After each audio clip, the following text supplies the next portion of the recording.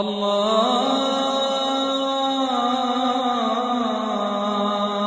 அக்பர். பிஸ்மில்லாஹிர் ரஹ்மானிர் ரஹீம். அன்பார்ந்த சகோதர சகோதரிகளே, புனிதமிக்க இந்த ரமதான் மாதத்திலே சத்திய பார்வை என்ற இந்த நிகழ்ச்சியின் மூலமாக உங்களை சந்திப்பதில் பெரும் மகிழ்ச்சி அடைகின்றேன். நான் இதுக்கு முன்னாடி உள்ள ஒரு எபிசோட்ல சொல்லியிருந்தேன், ஹல்லலா ரலியல்லாஹு தஆலா அன்ஹு அவங்க நாஃபக் ஹல்லலா முனாஃபிக் ஆயிட்டான்னு சொல்லி ஓடினாங்க. அப்போ அபூபக்கர் கூப்பிட்டு கேட்டாங்க அப்படின்னு சொன்னேன் இல்லைங்களா. இதில் ரெண்டு படிப்பினை இருக்குதுன்னு நான் சொன்னேன். ஒரு படிப்பினை சூழ்நிலை மனிதனுக்குள் மாற்றத்தை ஏற்படுத்தும் அப்படிங்கிற படிப்பினை. இன்னொரு படிப்பினை என்ன அப்படின்னு சொன்னா, சஹாபாக்கள் பாருங்க எந்த நிலையிலும் தங்களை பற்றி தான் யோசிச்சாங்க. அதாவது என்னுடைய ஈமான் நிலைமை என்ன, சஹாபி அல்லாஹ்வுடைய திருத்தூதர் ஸல்லல்லாஹு அலைஹி வஸல்லம் அவர்களுடைய தோழர்கள் அல்லாஹ்வால் ரலியல்லாஹு அன்ஹும் வரது அன்ஹு, அல்லாஹ் அவர்களை பொருந்தி கொண்டான், அவர்கள் அல்லாஹ்வை பொருந்தி கொண்டார்கள் என்று பட்டம் சூட்டப்பட்ட சஹாபாக்கள் அவங்க என்ன சொன்னாங்க, நான் முனாஃபிக் ஆயிட்டேன்னாங்க. அல்லாஹ்வால் அங்கீகரிக்கப்பட்டவர்கள் தங்களை தாங்களே முனாஃபிக்ன்றாங்க. ஆனா இன்னைக்கு நாம என்ன பண்றாங்க, எல்லாத்தையும் முனாஃபிக்கிறோம். இவன் முனாஃபிக், அவன் முனாஃபிக், நம்ம அடுத்தவர்கள் மீது முனாஃபிக் பட்டம் குஃபர் பட்டம் கூட கட்டிட்டு இருக்கிறோம். ஆனா சஹாபாக்கள் எல்லா நிலையிலும் தங்களைத்தான் தாழ்த்தி நினைச்சாங்க. நான் முனாஃபிக் ஆயிட்டனோ, ஊர்ல ஏதாவது தப்பு நடந்துச்சுன்னா என்னால் நடந்திருக்குமோ, நான் செஞ்ச பாவத்தில் நடந்திருக்குமோ என்று சஹாபாக்கள் நினைச்சாங்க. நீ நாம நினைக்கிறோம்டா, உலகத்தில் உள்ள அத்தனை பேர் திருட்டு பையன் என்ன தவிர, உலகத்தில் அத்தனை பேர் மொல்ல மாதிரி என்ன தவிர, இந்த மனநிலை தான் சகோதரர்களே உலக முஸ்லிம்களை அல்லாஹ்வுடைய உதவியை விட்டு தடுக்கக்கூடிய மனநிலை. அல்லாஹ் நம்ம எல்லாரையும் மன்னிப்பானாக. நீ சொல்ற நம்மளும் ஒருத்தர் சரியில்லைங்க, நீ நான் ரொம்ப பெர்ஃபெக்ட், நான் ரொம்ப கரெக்டா இருக்கிறேன், உலகத்துல யாரையும் நம்ப முடியலங்க, நீ என்ன 100% நம்பலாம். அப்போ மனுஷன் இந்த உலகத்துல யாரையும் நம்ப முடியல, நம்மளுக்கு யாரும் சரியில்லை, நம்மளுக்கு மத்தியில ஒற்றுமை இல்லை, நம்மளால எல்லாம் சுயநலவாதியா இருக்கிறான், நம்மளால அப்படி இருக்கான், நம்மளால இப்படி இருக்கான்னு சொன்னானே, அதுக்கெல்லாம் என்ன அர்த்தம், உலகத்துல எவனுமே சரியில்லை எக்ஸப்ட் மீ, என்ன தவிர நான் ரொம்ப பெர்ஃபெக்டான ஆளு. இதான மனநிலை சொல்ல. ஆனா சஹாபாக்கள் எல்லா நிலையிலும் எந்த தவறா இருந்தாலும் அது என்னுடைய தவறு, என்னுடைய மிஸ்டேக்கு என்று உணர்ந்தார்கள். ஒரு ஹுதைபியா சம்பவத்தில் நடந்த சம்பவம், ஹுதைபியா உடன்படிக்கையும் பொழுது அந்த உடன்படிக்கையில காஃபிர்கள் ஏடாகூடமான அக்ரிமெண்ட் வைக்கிறான். முழுக்க முழுக்க முஸ்லீம்களுக்கும் இஸ்லாத்திற்கும் பாதகமான அக்ரிமெண்ட். அத்தனை அக்ரிமெண்ட்டையும் பெருமானார் ஸல்லல்லாஹு அலைஹி வஸல்லம் அக்செப்ட் பண்றாங்க. அத்தனை உடன்படிக்கையும் கண்மணி நாயகம் ஸல்லல்லாஹு அலைஹி வஸல்லம் அவங்க ப்ரொபோசல் பண்றாங்க, ரசூலுல்லாஹ் அக்செப்ட் பண்றாங்க. இல்ல இஸ்லாத்துக்கு எதிரான அக்ரிமெண்ட், அதை பத்தி டீட்டெயிலா பேச டைம் இல்லை. இது சஹாபாக்கள் வந்து பெரிய கொந்தளிப்பாய் போச்சு. ஏன் யார சொல்லுவாங்க, ஏன் இப்படி இறங்கி போனோம், நமக்கு அல்லாஹ் ரப்பல் ஆலமீன் நம்ம இப்ப ஆரம்ப காலத்துல இல்ல, இஸ்லாத்துடைய ஆரம்ப காலம் இல்ல, அல்ஹம்துலில்லாஹ் நமக்கு அல்லாஹ் மதீனாங்கிற ஒரு பெரிய ஊரை கொடுத்துட்டான், பெரிய பெரிய பெரிய போர்கள் நமக்கு அல்லாஹ் வெற்றியை கொடுத்துட்டான், பெரிய மக்கள் இஸ்லாம் வேக பல வர ஆரம்பிச்சிருச்சு, பெரிய பெரிய தேசங்கள்லாம் இஸ்லாத்தை நோக்கி வர ஆரம்பிச்சிட்டாங்க. இனிமே நாம இந்த காஃபிர்கள் இப்படி இறங்கி போனோம், நம்ம குடிஞ்சு போனோம் அப்படின்னு சஹாபாக்கள் கடுமையா உள்ளத்துல ஒரு கோபம் வருது. அதுல அதிகமா கோவப்பட்டவங்க யாருன்னா ஹஜ்ரத் உமர் இப்னு கத்தாப் ரலியல்லாஹு தஆலா அன்ஹு. எத்தே உமர், ரசூலுல்லாஹ் சொன்னாங்க, இன்னல்லாஹ் யன்திகு அலா லிசானி உமர், உமருடைய நாவிலே உட்கார்ந்து அல்லாஹ் பேசுகிறான் அப்படின்னாங்க. அவ்வளவு அல்லாஹ்வுக்கு நெருக்கமானவங்க. லவ்கான பாதியன் நபியும் லக்கான உமர் உலகின் லா நபிய பாதி, எனக்கு பிறகு ஒருவர் நபியா வருவதா இருந்தால் அதற்கு உமரே தகுதியானவர், ஆனால் எனக்கு பிறகு நபி கிடையாது அப்படின்னாங்க நபி ஸல்லல்லாஹு அலைஹி வஸல்லம். அப்படிப்பட்ட உமர் ரலியல்லாஹு தஆலா அன்ஹு அவங்களால அதை ஜீரணிக்க முடியல. ஏன் நம்ம இப்படி இறங்கி போனோம், என்ன காரணம், ரசூலுல்லாஹ் வந்து தன்னுடைய காட்டத்தை கடிதத்தை வெளிப்படுத்துறாங்க. என்ன யார சொல்ல, நீ இப்படி பண்ணிட்டீங்க, எனக்கு இதில் உடன்பாடு இல்லை. பெருமானார் அமைதியா இருந்தாங்க. ஆனா அக்ரிமெண்ட்லாம் முடிஞ்சு எல்லாம் முடிஞ்ச பிறகு சஹாபாக்கள் கோபம் அடங்கல, குறிப்பா உமர்களோட கோபம் அடங்கல. அந்த இடத்துல எல்லாம் ஆயத்திருக்குன்னா, இன்னா ஃபதஹ்னா லக ஃபதஹம் முபீனா லியக்ஃபிர லக்கல்லாஹு மா தகத்தம மின் தம்பிக வ மா தஅக்கர. நபியே, நாம் ஒரு பகிரங்கமான வெற்றியை கொடுத்தோம். இதன் மூலமா நபி ஸல்லல்லாஹு அலைஹி வஸல்லம் அல்லாஹ் என்ன இஷாரா பண்றான்னு சொன்னா, நபியே நீங்கள் எடுத்த முடிவு சரியான முடிவு, வெற்றியை நோக்கி நகரக்கூடிய முடிவு, நீங்க எடுத்த முடிவு சரியான முடிவு, வெற்றியை நோக்கி நகரக்கூடிய முடிவு அப்படிங்கிற மாதிரி அல்லாஹ் ரப்பல் ஆலமீன் பண்ணா சர்டிஃபிகேட் கொடுத்தா ரசூலுல்லாஹ் எடுத்த முடிவுக்கு. அப்புறம் தான் உமர் உணர்ந்தாங்க, ஆஹா நம்ம பெரிய தப்பு பண்ணிட்டோம், நம்ம அல்லாஹ் ரசூல் பெரிய அப்ஜெக்ஷன் பண்ணிட்டோம், ஆட்சேபனை தெரிவிச்சிட்டோம், கொஞ்ச நேரத்தில் என்ன பண்ணாங்க, சஹாபாக்கள் உட்கார்ந்துருக்கிறாங்க. உமர் ரலியல்லாஹு தஆலா மட்டும் தன்னுடைய பை, தன்னுடைய மூட்டை, உதைபியா உடன்படிக்கை நடந்த இடத்துல அது ஒரு மைதானம்.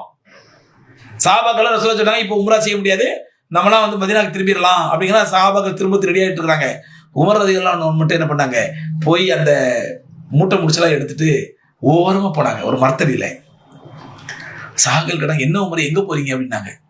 இல்ல, நான் வந்து அல்லாஹ் ரசூலை எதிர்த்து பேசிட்டேன், அல்லாஹ் ரசூலுக்கு காட்டமான பேசிட்டேன், ஆட்சேபனை தெரிவிச்சிட்டேன். ஆனா அல்லாஹ் ஆயத்தை இறக்கிட்டான், அல்லாஹ் ரசூல் எடுத்த முடிவுதான் வெற்றியின் முடிவு, வெற்றியை நோக்கி நகரக்கூடிய முடிவு அப்படின்னு சொல்லிட்டான். இப்ப கண்டிப்பா அல்லாஹ் என் மேல கோவப்படுவான். நான் ஆட்சேபனை தெரிவிச்சதுனால அல்லாஹ்வுடைய முடிவுக்கும் அல்லாஹ் ரசூலுடைய முடிவுக்கும் நான் ஆட்சேபனை தெரிவிச்சதுனால கண்டிப்பா அல்லாஹ் என் மேல கோவப்படுவான்.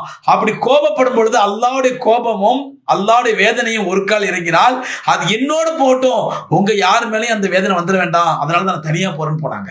அல்லாஹ் அக்பர். இது சஹாபாக்களுடைய மனநிலை.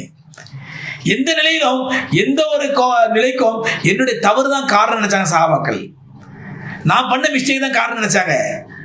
ஆனா இன்னைக்கு நம்ம ஈஸியா அடுத்தவங்கள முனாஃபிக்கு, காஃபிர், உலகத்துல எவனுமே சரியில்லை, எல்லாம் ஃப்ராடு பயிலுக, எல்லாம் திருட்டு பயிலுக, யாருக்கும் வந்து சமுதாய அக்கறை இல்லை, யார்கிட்டையும் ஒற்றுமை இல்லை, எல்லாம் சுயநலமா இருக்கிறாங்க அப்படின்னு என்ன அர்த்தம்? நம்ம எப்ப அடுத்தவங்களை குறை சொல்றோமோ அதுக்கு என்ன அர்த்தம்? நான் பெர்ஃபெக்ட், நான் 100% பியூர் பெர்ஃபெக்ட், ஐஎஸ்ஐ அக்மால் முத்திரை குத்தப்பட்ட முஸ்லீம் அப்படிங்கிற அந்த எண்ணம் இருக்கின்றது. இந்த எண்ணம் தான் சகோதரர்களே நம்மை அல்லாஹ்வுடைய உதவி விட்டு தூரமாக்கி கொண்டிருக்கின்றது.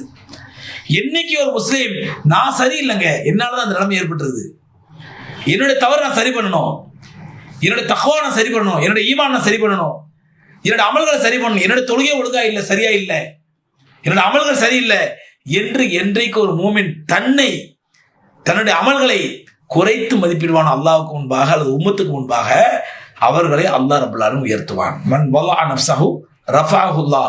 யார் தன்னை அல்லாஹ்வுக்கு முன்னால் தாழ்த்துவானோ அல்லாஹ் அவனை உயர்த்துவான். அல்லாஹ்வுடைய உதவி கிடைக்கும்.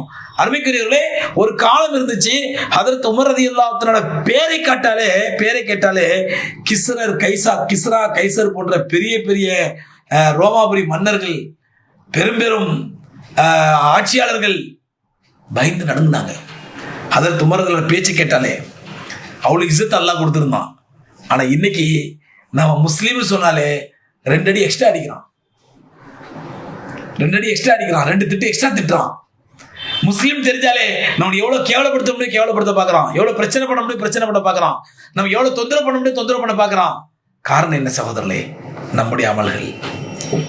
என்ன காரணம்? மோடி காரணமா? RSS காரணமா? பிஜேபி காரணமா? நம்முடைய அமல்கள் தான் காரணம், நம்முடைய மனநிலை தான் காரணம். நம்ம என்னைக்கு நான் ரொம்ப பெர்ஃபெக்ட் ஒவ்வொருத்தர் நினைக்கிறானோ அல்லாஹ் அவனை தாழ்த்தி கொண்டே இருக்கிறான்.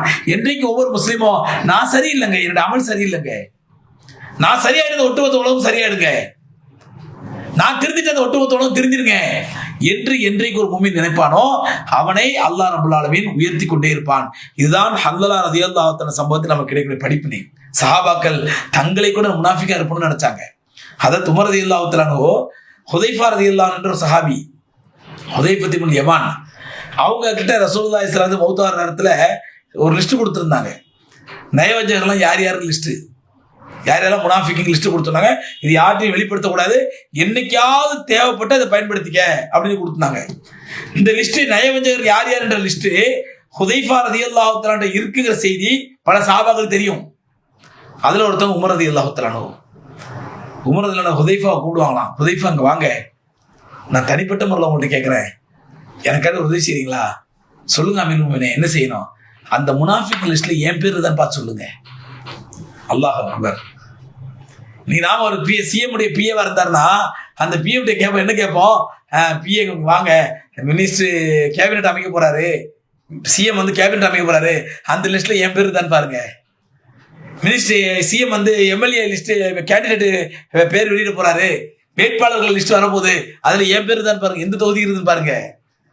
அல்ல சிஎம் வந்து தலைவர் வந்து எம்பி எலெக்ஷன் வருது, அதோட கேண்டிடேட் லிஸ்ட் வெளியிட போறாரு, வேட்பாளர் பட்டியல் வெளியிட போறாரு, அதை என் பேரு தான் பாருங்கன்னு. ஆனா உமர் ரலியல்லாஹு அன்ஹு பெரிய சஹாபி. யாரை பார்த்து ரசூலுல்லாஹ் சொன்னாங்க உமர் ஒரு தெருவில் நடந்தால் ஷைத்தான் இன்னொரு தெருவிலையா ஓடிவிடுவான்னு சொன்னாங்களோ, அந்த உமர் ரலியல்லாஹு அன்ஹு ஹுதைஃபா கூப்பிட்டு கேட்பாங்களா, ஹுதைஃபா என்னுடைய பேர் அதுல தான் பாருங்க. சஹாபாக்கள் உன்னதமான சஹாபாக்கள், அஷரத்து முபஷரா, உலகத்திலேயே சுப செய்தி சொல்லப்பட்ட, சொர்க்கத்து சுப செய்தி சொல்லப்பட்ட ஹதரத் உமர் இப்னு கத்தாப் ரலியல்லாஹு அன்ஹு சஹாபியே நான் முனாஃபிகா இருப்பேனோ என்று அஞ்சினாங்களாம். அதனால சஹீஹ் புகாரி ஹதீஸ் கிரந்தத்திலே புகாரி ரஹ்மத்துல்லாஹி அலைஹி அவர்கள் அந்த ஹதீஸ் கிரந்தத்துக்கு அதுல ஒரு பாடம் அமைக்கிறாங்க.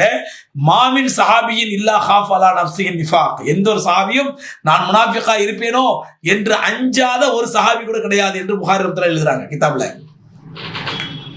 சஹாபாக்கள் நிலைமை நீ நம்மள மாதிரி ஒண்ணுத்துக்கு உதவாத கால் தூசி கூட கேவலமான மனிதர்கள் நாம நினைக்கிறோம். என்ன விட்டா பெரிய ஆள் இல்லை, நான் தான் அல்லாஹ் வீட்டுக்கு அடுத்த வீட்டுக்காரன், அல்லாஹ் மொத்த சொர்க்கத்துடைய டிக்கெட் எங்களை தான் கொடுத்து வச்சிருக்கான், நான் தான் விருப்பப்பட்டு கொடுப்பேன். அல்லாஹ் இந்த மனநிலை விட்டு எல்லோரையும் பாதுகாப்பானாக, சஹாபாக்களுடைய மனநிலை நம்ம கொடுப்பானாக. இன்றைக்கு நாம் நம்மை தாழ்த்தி நான் சரியில்லைங்க, அதான் எல்லா பிரச்சனையும் காரணம் என்று ஒவ்வொரு மனிதன் நினைக்க ஆரம்பித்து விட்டால் அல்லாஹ் இஸ்லாத்தையும் கண்ணியப்படுத்துவான், ஈமானை கண்ணியப்படுத்துவான், மூமின்களையும் கண்ணியப்படுத்துவான். அப்படிப்பட்ட உன்னத நிலையை அல்லாஹ் நமக்கு அனைவருக்கும் தந்தருவானாக. வாஹிரு தாவானா அல்ஹம்துலில்லாஹி ரப்பில் ஆலமீன். அஸ்ஸலாமு அலைக்கும் வரஹ்மத்துல்லாஹி வபரகாத்துஹு.